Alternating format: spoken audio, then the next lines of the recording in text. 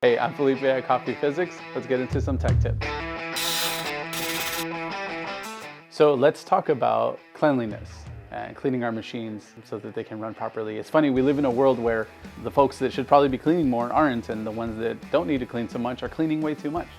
I'm talking about home users versus cafe settings. If you're in a cafe setting, we recommend backflushing your espresso machine nightly, having preventive maintenance service by a professional, let's say every 3 months. If you're not super busy, you can push that to 6 months, but that's kind of what we're looking at before we start to see some wear and tear parts go downhill.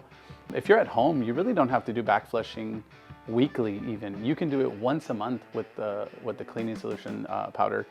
And maybe bi-weekly you do a backflush with just water. That's plenty. There is a such thing as too clean. We want a little bit of seasoning. We can wear out some of the gaskets. We diminish some of the lubricants that we need for our valves if we're cleaning too often. And cafe owners, clean your machines daily and have them serviced by a professional, I'd say every 3 months.